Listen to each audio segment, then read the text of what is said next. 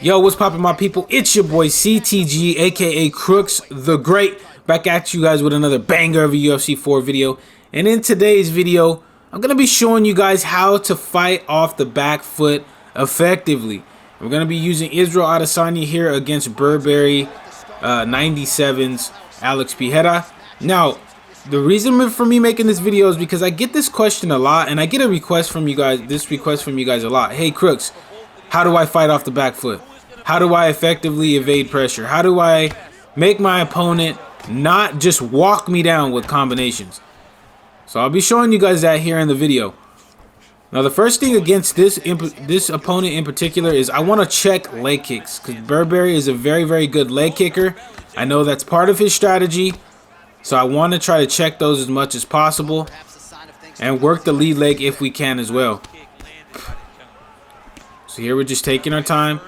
Now, the first thing you guys are noticing too is that I'm just not always backing up. I feel like there's a very big common misconception that in order to be a good back fighter, you always have to be going backwards. And that's just simply not true, guys. It's not true at all. In order for you to be effective off the back foot, you have to be able to get your opponent's respect, which means you have to be a threat to walk forward and get some damage off while your opponent's on their back foot. So that's what you guys are going to be seeing me do here.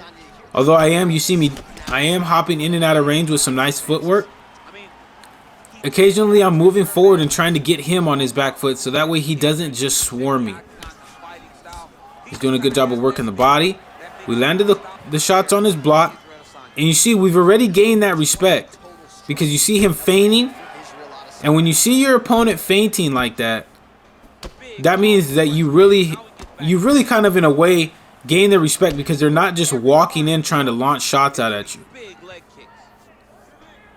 So we're just taking our time, catching him with a good straight. Right there, nice jab hook off the knee. Nice combination. Gotta pop that jab out, and now you see we're playing off the back foot a little bit. We're trying to make the reads. Crack him with a good three-piece right there. Nice leg kick in return, but we were close, so it didn't do as much damage as it would have done if we were out of range. But he did land a nice, clean two-piece combination right there. So now you see, playing on the back foot, circling out, putting a little bit of pressure on him. But notice how I'm not just walking forward at him. I'm hopping out, and we catch him right there with a clean front kick as he thought we were going with a leg kick. Hit him with a good knee to the body. Try to catch him with the uppercut, and now we're applying a little bit of pressure.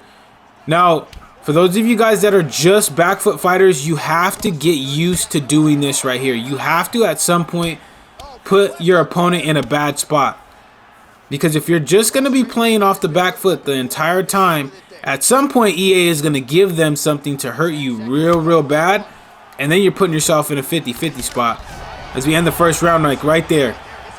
At the end of the first round right there, we got kind of over aggressive, and he did catch us with a three-piece combination, but we did a lot of damage there in the first round.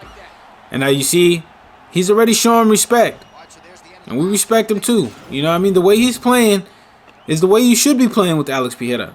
And this is the style of fight that I changed my gameplay for, so that way I can adapt to this style of play. So here we switch back to southpaw immediately. Popping out that jab, putting a little bit of pressure on him, then going immediately back to the back foot, trying to play footsies. Just taking our time. And sometimes this is all the backfighting you need right here.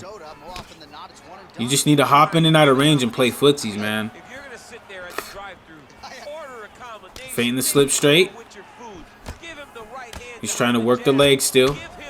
Like I said earlier, or at the beginning of the first round, this guy loves to throw a lot of leg kicks, so we need to be aware of that. But he'll turn them into front kicks later on in the fight too.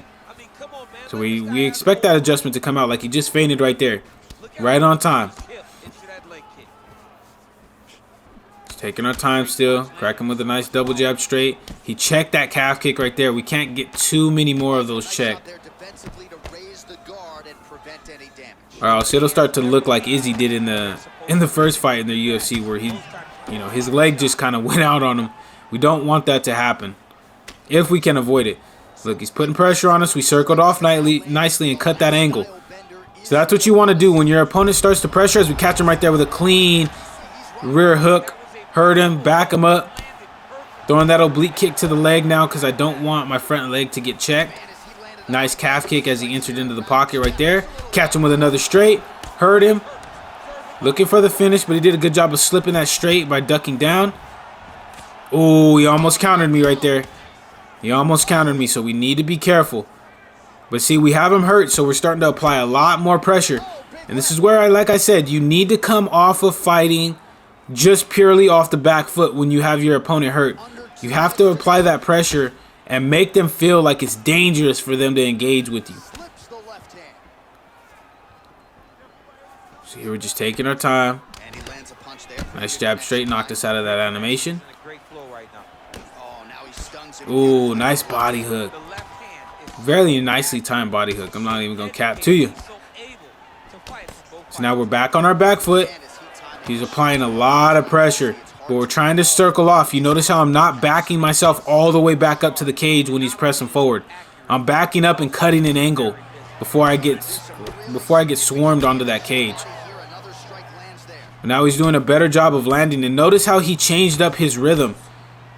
He's changed up his rhythm a lot in the latter half of the second round, and now he's having a lot more success. So we switched to orthodox just to give him that different look like we said we were going to do earlier in the fight. Pressing forward, we check that kick. We miss on the body kick. And that's going to be the end of the second round. Now we did some real good work. As you guys see, we got 2 stuns and wobbles, and we got a knockdown in the first round. So we've won every single round, but he did have a lot of success in the latter half of that second round. So we want to give him a different look and change up the tempo of the striking just to make him have to rethink what he's doing. Because I feel like that's what we were doing in the first round and a half, was just kind of making him think. And when you make people think, they don't play reactionary. So that's really what we're going to try to do here. So we're back in southpaw. Nice straight head kick right there. Hurt us. Double body hook into the lead hook. He hit my combo on me, bruh. Can't be having that. Can't be having that, ladies and gentlemen. Nice body hook. He's come out strong in this third round. So we switched back to orthodox for really the first time in the fight, just to try to give him a different look and change up the strikes that he sees coming. So immediately chopping out that calf kick still. Catch him right there with a clean 3-piece. Looking for the slip straight, but he didn't throw anything out. Nice jab calf kick again by us. That 1-2 sits him down. See, the timing of the 1-2 from orthodox was just a different look, and we decided to take him into back sitting right here, ladies and gentlemen. And sometimes this is exactly what you got to do. Take him to the ground.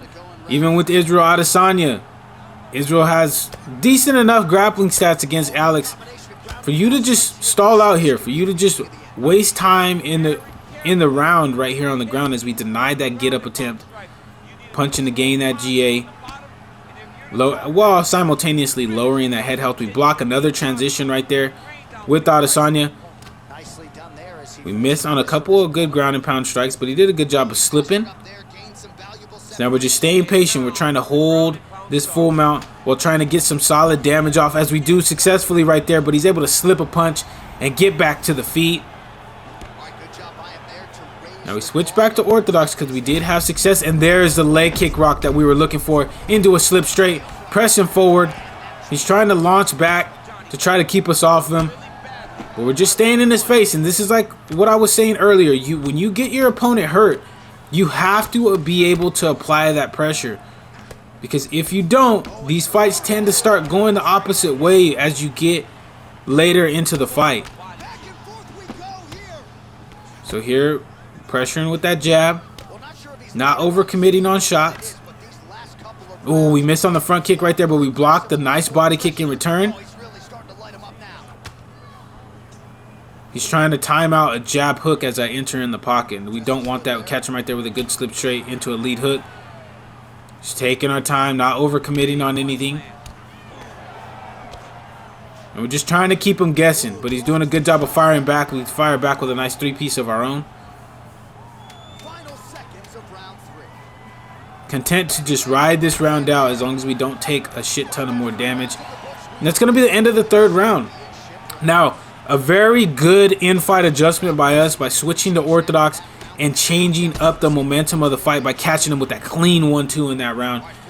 Now, I could sense he's starting to feel the pressure a little bit because that output is starting to slow down pretty dramatically. He's not throwing a crap ton of combinations like he was before, but he doesn't need to when he's catching us with a good head kick as he's entering in the pocket. He's trying to go with that spinning wheel kick. The body health is lowered down, and this is how sometimes the fights are going to be. You have to feel comfortable being uncomfortable when you're fighting off the back foot. And we catch him with another clean 1-2, trying to break through that block, and we do so successfully right there. Push him onto the cage, but that's not going to get us into a ground and pound scenario right here, ladies and gentlemen.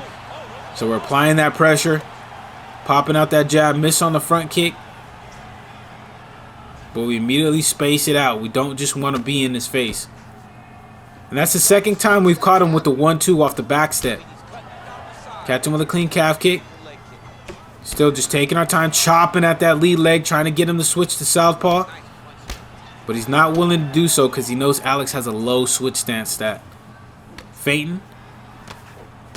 Nice spinning body kick right there by him. Now we're playing back on the back foot again. Double jab. Catch him with a cleanly timed straight. Hurt him. That chin health is super low. He's trying to catch us with a straight lead uppercut. Now we're applying a crap ton of pressure. Catch him again right there. Double body hook into lead body hook. Feint off the body hook again. Applying a crap ton of pressure. Crack him right there with another cleanly timed straight. And now we're looking for this ground and pound win right here, ladies and gentlemen. We're trying to break through that block and he's flicking. And we're not going to be able to get the job done quite yet. But now we're in a very, very good situation here. Breaking through the block with the hooks. And we're able to get the job done with a nice bleed through left hook. Gets us the win, ladies and gentlemen. And that's how you want a back foot fight. That's how you have to do it in UFC 4. You can't just be constantly going forward. You need to, at some point, put a little bit of pressure on your opponent and walk forward. But that's how you do it, ladies and gentlemen. If you guys did enjoy this video, make sure to slap that subscribe button as well as slap that like button. And please post a comment in the comment section if you need clarification on anything that I broke down in this video. But until the next video, guys, take it easy, be safe, enjoy the rest of your guys' day, afternoon, evening, depending on where you guys are watching this from. And if you're newer to the channel, make sure to slap that subscribe button as well as slap that like button. But until next time, ladies and gentlemen, have a good one, and I'll see you guys in the next video.